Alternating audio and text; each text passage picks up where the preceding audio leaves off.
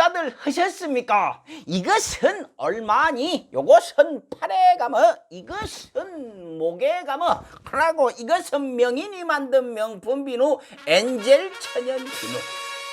명품 비누라고 하는 것이요, 이것이 상을 큰 것을 받아버렸습니다. 세종문화대상은 명인대상과 명품대상을 받아버렸지요. 그야말로 명품 중에 명품입니다. 이 디자인도 아주 예쁘게 이렇게 고급스럽게 되어 있고요. 이것이 올인원 비누라고 합니다. 즉 얼굴 클렌징에다가 샴푸, 바디워시까지 가능하다는 것이죠. 이것으로 세수를 하면은요, 몇 번 이렇게 왔다 갔다 하면 뽀득뽀득 뽀두두두두둑. 이것이요, 숙성 과정을 거친 명품 비누이기 때문에, 천연 비누이기 때문에 여드름과 아토피에 아주 효과가 좋다고 하고 도움을 준다고 하지요.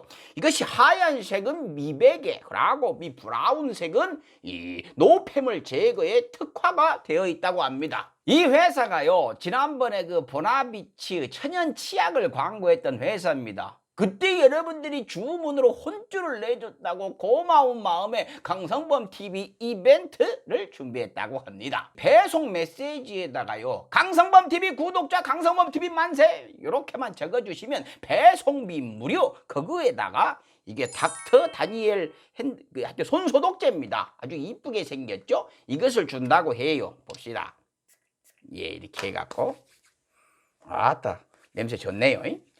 검색창에 메디윌 라이프 쳐보시고 생활용품단의 천연비누 검색해 보십시오. 광고 끝. 럭셔리 컨덤 시작하겠습니다. 좋아요. 박형준 후보의 의혹이 커지지 않는 이유. 이제 선거가 막바지로 가고 있네요. 정말로 선거 모르겠네요. 얼마 전까지만 해도 서울은 무난하게 이기고 부산도 이길 수 있다, 이 분위기였는데 갑자기 LH 터지면서 확 뒤집어지더니 반등이 쉽지가 않습니다. 오세훈 박형준 후보의 제대로 된 거짓말에 각종 비리 의혹이 종합 세트로 그냥 쏟아져 나오고 있는데도 여론이 잘 안 움직여요. 그럴 수밖에요. 의혹과 거짓말이 팩트대로 제대로 알려져야 사람들이 판단을 할 텐데 다 틀어막고 있어갖고 전달이 안 되니까요. 당사자들은 뭐 여기저기 고발을 해대고 겁주면서 배째러 일하고 있고, 그러고 썩은 언론들은 민주당은 네거티브만 한다 이렇게 하면서 물타기를 해주고 힘빼기를 열심히 해주고 있습니다. 국민의힘은요, 신났죠. 우리가 이긴다 이러고 있습니다. 뚜껑이 열려버려. 열받아요. 그러면 어떻게 해야 하죠? 그렇죠. 투표하면 이겨요. 어차피 투표율 50%입니다. 다 나가서 투표하면 이깁니다. 저런 말도 안 되는 사람들이 권력 잡으면 큰일 나요. 사회 정의 구현을 해야죠. 박형준 후보 참 용감한 사람이에요. 어떻게 저렇게 살아온 사람이요, 어떻게 공직자를 허겄다고 나서갖고 저러고 있을까요? 참 이명박 씨가 제자들을 잘 키워놨어요. 자, 봅시다. 지금 오세훈 후보의 경우에는 말이죠, 내곡동 그린벨트가 갈수록 커지고 있는데 박형준 씨는 뭐 하나 제대로 커져가는 의욕이 없어요. 왜 그럴까요? 허벌나게 많습니다. 이것이 뭐 어디서부터 손을 대야 할지를 몰라요. 하나 터져갖고 어메 세상에 이게 뭐요 하고 들여다보려고 하면요, 옆에서 터지고 뒤에서 나타나고 밑에서 올라오고 위에서 떨어지고 계속 나오고 있어요. 계속 뭐가 나와요. 지금 이 순간에도 나오고 있어요. 앞으로도 나올 거예요. 느낌이 뭐랄까요, 이제는요 멍합니다. 보고 있으면 넋이 나가요. 아따 대단한 사람입니다. 최대한으로 줄여갖고 박형준 후보의 의혹들을 얘기를 해볼까요? 먼저 숨을 좀 깊이 들이셔야 돼요. 많아갖고. 민간인 사찰에 관여했다는 문건이 계속 나오고 있고요. 국회 사무총장 할 때 레스토랑을 지인한테 주고 국회 미술품은 다 부인이 관여가 돼 있고요. LCT 이야기는 더 하면 입에서 고름이 나와 불고요. 기장군 땅에 집이 있는데 등기를 안 했고요. 기장군에 또 다른 땅이 있는데 거긴 창고가 있는데 불법 건물이고요. 경주에 있는 땅에는 창고라고 신고를 했는데 생긴 게 창고가 아니에요. 창고라면서 입구에 조경이 되어 있어요. 달맞이 고개에 전세 10억짜리 빌라는 부인 회사 명의로 되어 있어갖고 누가 살아도 불법이에요. 근데 이게 다가 아니에요. 얘기하는 지금 이 순간에도 계속 나오고 있어요. 뭐 이런 사람이 부산시장을 하겠다고 합니까? 세상을 다 가질 양반아. 하나만 하지 부와 권력 명예. 아직도 나는 배고프다 이겁니까? 아따, 얼척이 없습니다. 구독. 이분은요, 뭐든지 정상적으로 신고되고 등록되고 그런 것이 잘 안 보여요. 근데요, 그럴만 합니다. 왜? 너무너무 많아서. 집이고 땅이고 빌라고 별장이고 너무너무 많아요. 김영춘 후보하고 토론을 하는 것을 봤는데요, 얼척이 없더만요. 먼저 지인들끼리 모여갖고 땅을 수천 평을 산 게 드러났다라고 하니까 공익적인 목적으로 재단을 만들어갖고 미술관을 지으려고 했다라고 얘기합니다. 그러면 재단을 먼저 만들어갖고 땅을 사지 그러셨습니까? 재단을 만들면요, 재산을 넘기는 것이라 뭐 세금 혜택 이런 것이 많대요. 근데 왜 걸리니까 갑자기 공익재단을 만든다고 하면서 그런 얘기를 하십니까? 그러면서 이런 걸 갖고 자꾸 뭐라고 하는 사람들 때문에 좋은 일 하려고 하는 사람들이 그런 일을 못하는 거다 라면서 적반하장으로 큰 소리를 칩니다. 마치 슈퍼에서 뭐 훔치다가 걸린 사람이 이거 왜 이래? 내가 이거 카드도 아니고 현금으로 살라고 했어. 사갖고 저 불우이웃 도우려고 했어. 당신 참 나쁜 사람이야. 불우이웃을 못 돕게 하는 나쁜 사람. 이렇게 뒤집어 씌우는 것 같아요. 웃겨불죠. 그럼 물어봅시다. 같이 땅 사신 분들이 있던데 그분들 예전부터 좋은 일 하시던 분들이에요? 같이 모여갖고 어떤 좋은 일을 해오셨는데요? 하나만이라도 얘기를 해주세요. 그 좋은 분들끼리 어떤 좋은 일을 해오셨느냐고요? 본인들 좋은 일 말고 공익적인 좋은 일 말입니다. 아니면 후보님이 좋은 일 해오신 건 어떤 것이 있습니까? 본인 재산으로 늘리는 것 말고 공익적으로 뭘 해오셨길래 갑자기 이번에 좋은 일을 한다고 그렇게 얘기하시느냐고요? 이번에 마침 하려고 하신 겁니까? 아무도 모르게요. 근데 하필 지금 걸리신 거네요. 좋은 일 하려다가. 뭐 그랬다면 인정을 합니다. 좋은 분들끼리 모여갖고 좋은 일 하려고 그랬는데 사람들이 뭐라고 하니까 열받으신 거네요. 알겠습니다. 아따, 근데 저는 왜 이렇게 열이 받을까요?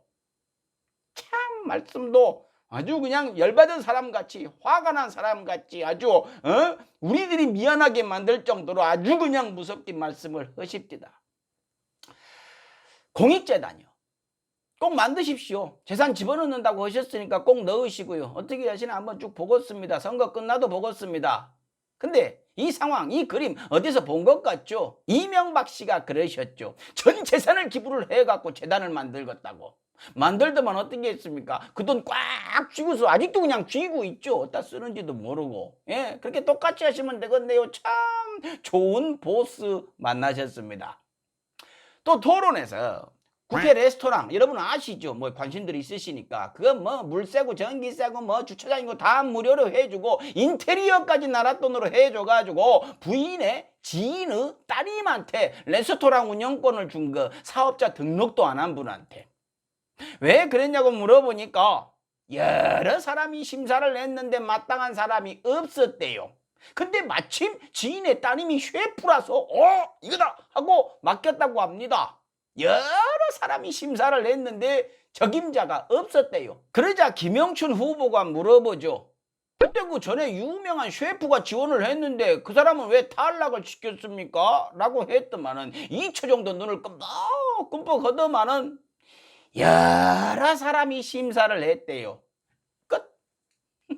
아저씨 저기 그 여러 사람이 누군지 좀 말씀을 해 주시죠. 여러 사람이 심사를 했다는데요.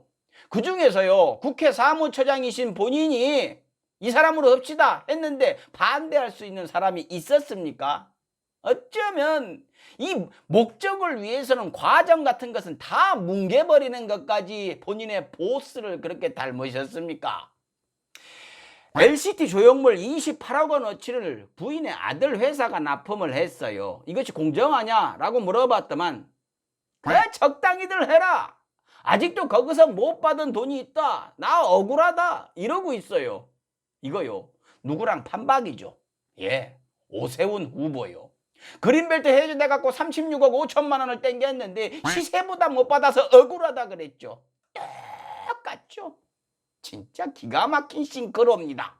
남들에겐 평생 한 번도 일어나기 힘든 일들이 수시로 찾아오는데 자기들은 억울하대요. 더 받아야 되는데 손해봤대요. 억울하대요. 이런 분들이요, 기득권이라는 겁니다. 전형적인 기득권이요.